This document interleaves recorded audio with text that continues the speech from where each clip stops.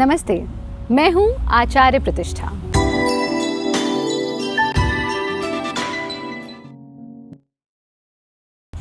क्या आप जानते हैं कि हम सब जितने भी लिविंग बीइंग्स हैं वो अपनी ऊर्जा सूर्य से प्राप्त करते हैं। यानी कि जो पेड़ पौधे हैं, जो जानवर हैं, पशु पक्षी हैं, मनुष्य हैं, ऑल लिविंग बीइंग्स, हम सबको हमारी ऊर्जा सूर्य से प्राप्त होती है। इसीलिए कहा गया सूर्य प्रत्यक्ष देवता है, सूर्य आत्मा जगतस्थस्तुश्च स्वाहा। सूर्य की जो उपासना करते हैं, सूर्य की जो आराधना करते हैं, सूर्य की जो साधना करते हैं, उनके जीवन में कभी दारिद्र्य नहीं आता, उनके जीवन में कभी भी बैड हेल्थ भी नहीं आती, वो हमेशा स्वस्थ रहते हैं। और इसीलिए सूर्य साधना योग का एक बहुत अहम हिस्सा है। आजकल आप सब सुनते होंगे, देखते होंगे, बहुत से लोग करते भी होंगे सूर्य नमस्कार का अभ्यास। सूर्य नमस्कार का अभ्यास काफ़ी लोग करते हैं, पर इसके पीछे का विज्ञान क्या है ये समझना आवश्यक है। जैसा हमने आपसे कहा कि जितनी भी ऊर्जा लिविंग बीइंग्स लेते हैं वो सूर्य से लेते हैं। आप जो वेजिटेरियन प्राणी हैं वो जिन वेजिटेबल्स को खाते हैं वो सूर्य से अपनी ऊर्जा लेती हैं, और जो नॉन वेजिटेरियन प्राणी हैं या जो नॉन वेज खा लेते हैं लोग, वो उन वेजिटेरियन जीवों को खाते हैं जो अपनी ऊर्जा सूर्य से ले रहे हैं। सोलर एनर्जी के बारे में कौन नहीं जानता, सोलर एनर्जी के पीछे का विज्ञान कौन नहीं जानता। और इसको अगर हम यौगिक दृष्टिकोण से आपको समझाएं तो इसको ऐसे समझिए कि कई बार जब आप सुबह सो कर के उठते हैं तो आपकी नाभि में से कुछ सफ़ेद रंग का निकलता है। जो भी लोग लंबा बनियान पहनते हैं, हमारे पुरुष भाई हुए, उन सब ने ये अनुभव किया। और कई बार हमारे कार्यक्रमों में, हमारे लाइव कार्यक्रमों में पूछते भी हैं कि हाँ आचार्य जी, हमारी नाभि में कुछ वाइट रखा हुआ मिलता है। तो रात को कोई आकर के तो आपकी नाभि में ये नहीं रख करके जाता। आपकी नाभि को यौगिक भाषा में मणिपुर चक्र कहा जाता है, और मणिपुर चक्र की टेंडेंसी है सक करना।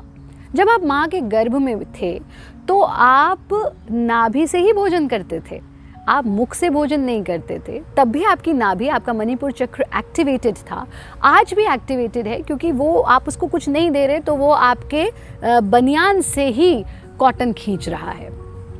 इसीलिए हमारी महान भारतीय संस्कृति में पुरुष जो हैं वो साधना नग्न अवस्था में करते हैं, और महिलाएं जो हैं वो साड़ी या लहंगा चोली पहनती हैं, जिससे उनका ये एरिया, नाभि का एरिया खुला रहता है। और ये कहा भी गया कि सूर्य की उपासना, सूर्य की साधना उदीयमान सूर्य की तरफ मुख करके करनी चाहिए, और या तो नग्न अवस्था में करनी चाहिए या सन कलर के वस्त्र पहन करके करनी चाहिए। और इसीलिए आप देखते भी होंगे जो योग से जुड़े लोग हैं, जो अध्यात्म से जुड़े लोग हैं, वो सूर्य के रंगों के कपड़े पहनते हैं, चाहे वो पीला है, गेरुआ है या सफ़ेद है, क्योंकि सफ़ेद पर हर रंग का प्रभाव चढ़ जाता है।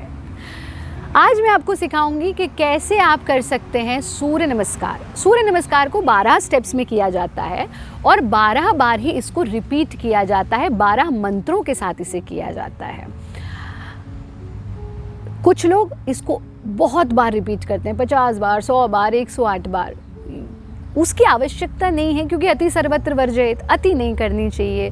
योग में और बहुत सारी चीज़ें हैं करने के लिए। तो सूर्य नमस्कार को 12 रिपीटिशंस तक आप कर सकते हैं। आरंभ में आप 2 या 3 रिपीटिशन से शुरू करिए, जैसे जैसे आपका अभ्यास बढ़ता जाए आप 12 रिपीटिशंस तक चले जाइए।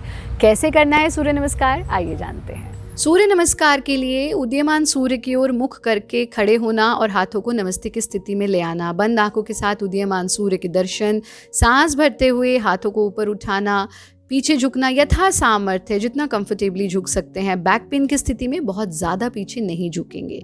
सांस छोड़ते हुए आगे झुकना, माथे को घुटने से छूने की कोशिश करना, घुटने सीधे रहेंगे, लेकिन लोअर बैक की स्थिति में इस प्रकार से आप अपने घुटनों को मोड़ भी सकते हैं, यानी जितना कंफर्टेबल है उतना ही करें।